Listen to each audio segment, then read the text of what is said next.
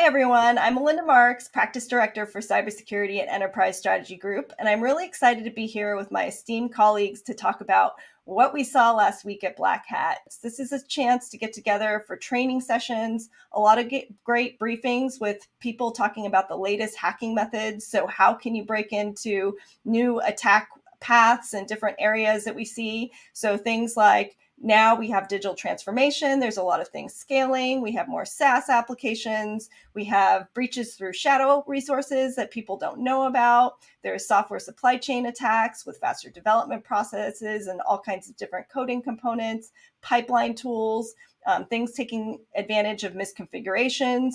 And it really helps us learn about what we need to do for both preventative measures, but also focusing on attacks and how can you detect and respond as quickly as you can to attacks that are inevitably going to happen. So Dave Gruber, you cover SIM and SecOps. What are your thoughts in this area, since this is what you cover?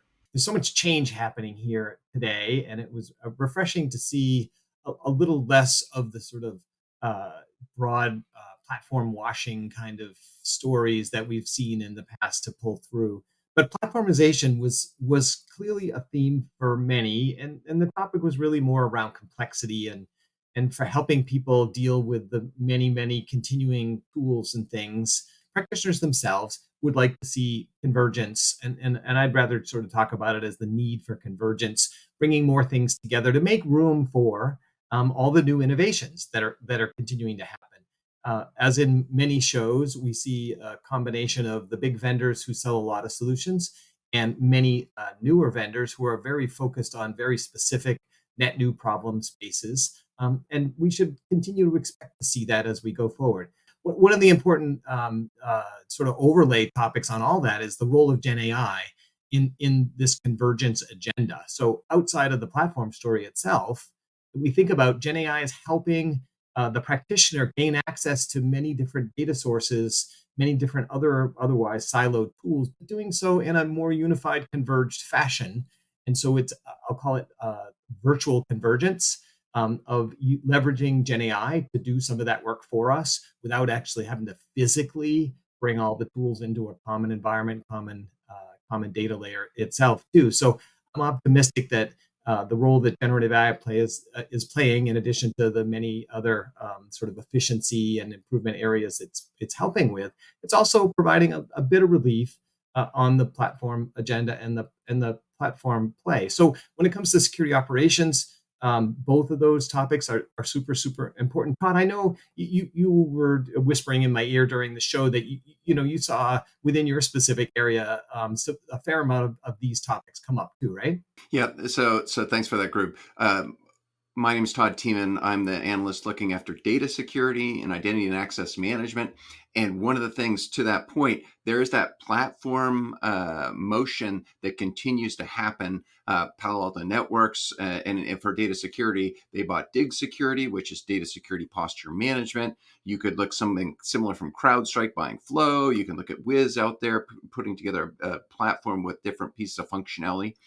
But at the same time, there's continuing to be innovation that's popping up and vendors focusing on a specific problem. And that tends to be something that the customers, the enterprises out there look well on for new emerging problems. For more established, mature areas, it's a platform and convergence. That's a great way to go to glean efficiencies. But when it comes to things like data security posture management specifically, we did some research around that, and it turned out that while 1/3 of the folks looking at data resilience, which is the sort of Uber space for how you combining data security and data protection and data governance, that's sort of data resilience. 1/3 said, "Give me a platform. I like that platform to solve this problem." But 2/3 were saying, "Give me the best tool that solves that problem with integrations to the adjacent spaces."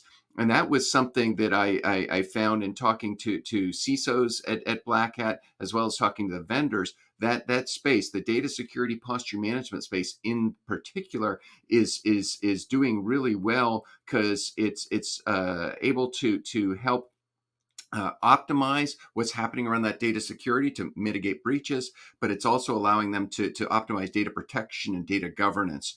So it's crossing over a few different categories, and people are gravitating towards having the best solution for that as opposed to a platform. Although there are a lot of people that say, hey, that platform is going to solve my problem in a much more efficient way. So it's two sides of that same coin. Yeah, I'm hearing a lot about efficiency and making sure that, again, you arm these teams, you have limited time. How can you best use your time? And if you can have some kind of data layer and pull all of that data in so you can better prioritize and understand however you can best use your time to mitigate risk. And I'm going to tie this into David Vance. This is your area, and risk management and vulnerability management is really interesting to see a lot of discussion around vulnerability management, risk management, because it all boils down to how well you can manage your risk. And then eventually things are going to happen and you want to be able to detect and respond. But if you can minimize risk and manage, do your hardening and do all that kind of preventative work, you can be set up for success. So David, what did you see in your area? Yeah, that you're exactly right, Melinda. So at the conference, two main themes kind of stood out to me.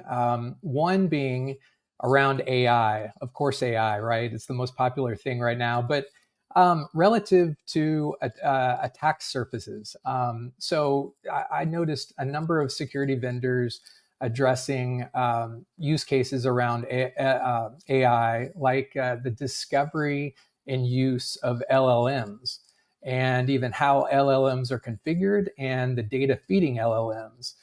So these areas really just represent new and expanding attack surfaces for organizations. And vendors are coming out and addressing these areas. And it's fantastic because it just allows security teams to address risk for this emerging technology. And a second theme that stood out to me is vendors are really addressing or starting to address siloed data, security data. And if you think about it, organizations, specifically large organizations, they really have a data problem. You know, you've got data from vulnerability assessment scans, you've got data around asset inventory, you've got data from endpoint telemetry. And you know, a lot of these security tools, they have API connections, but these API connections don't really address this data silo problem. So a lot of vendors at the conference I noticed were announcing better ways to combine these data silos and bring them together. So it just ultimately allows security teams to accomplish the basics, so around vulnerability management and attack surface management, and do those things better. So these aren't huge groundbreaking developments, but they're developments that allow security teams to better address the basics of security from a tactical standpoint. So this ultimately just helps organizations reduce their overall cyber risk exposure. And I'm actually writing a blog post about that very topic. So stay tuned for that on the Tech Target website. I also cover all things security services, and the topics we're speaking of, David. I'm gonna talk a little just a bit about the whole risk agenda and the proactive side of security.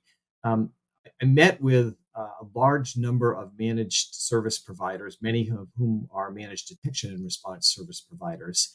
And I was very pleased to see the amount of them that are investing in proactive attack surface reduction, risk assessment, vulnerability management, and reduction services, really focusing on the other side of the security equation, focusing on the proactive set of capabilities. It all feeds, of course, downstream and makes the detection and response reactive side of the house better, more efficient, less threats that flow through the threat funnel and get down and require detection and response in the end. So it was really exciting for me to see that there's a big services infrastructure now available that can help you with these topics, David, that you were just speaking of. In addition to the, in the name managed detection and response, these same people are doing more, helping people think at a broader level about their security strategies and helping them solve some of these really low-hanging opportunities to go after reducing the attack surface, reducing risk on the front end, and then on the back side of that, measuring it with effective mechanisms to say, hey, we're going to be talking about risk in our regular conversations every week, every month, every day, and we can help identify like when things think of the notion of a risk score are changing, and we'll know when to go back and focus more proactive activities, when we should be focusing more reactively, just like we all should be in our security programs anyway.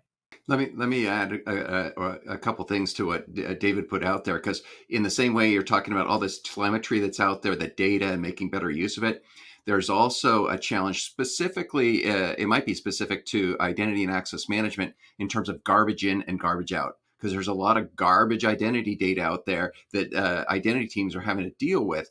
And that's sort of a pain point that I'm expecting to see some significant innovation around to make better use of AI so you can revoke access to applications, provide access in a more efficient way than is done today, which is more spreadsheet focused, which is very error prone. The other thing is when it comes to AI and generative AI in particular, that is such a many-layered monster, if you will, or a many-layered technology, because you have to make sure you're feeding the right data into the model. And that's sort of data security posture management, to locate the data and classify it appropriately, so you're not releasing or leaking the wrong data, because there's that a story out there, an example where there was one company that deployed Microsoft Copilot. And then one of their IT folks put their name in to see what happened. And what do you know? It popped up that they were on a layoff list. And that same thing is, you could put your name in and see, or ask, what's the compensation range for people, and have that data come out that you might not want to have come out. At its root, that's a data discovery and classification issue, because that stuff, maybe it should never have been in the model, but that's one of the things they're wrestling with. And then in terms of AI, you want to make sure people aren't tampering with the model, and there are folks that are bringing some innovations to market to do that. And then there's the potential for data leakage. So there's a data leakage angle that comes into it. So there's a lot of interesting innovations that are happening all around that generative AI stuff, because enterprises are embracing it, and the security folks they already know there's security issues that they're going to need to wrestle with, or they're already wrestling with today. Yeah, that's the thing, is that it's very exciting. Everyone's talking about AI, but everyone's bracing themselves for, let's not get ahead of ourselves and use it so much that we forget about the importance of security and managing that risk, and making sure that we don't let sensitive data escape where we need to keep it. So great to talk to you guys about this. Is just a recap where we just scratched the surface of all the great things that happened at Black Hat last week. I know we're all planning on blogging. So thanks everyone for joining us, and be sure to check out our blogs and follow us for more. Thanks for joining, and we'll see you again next time.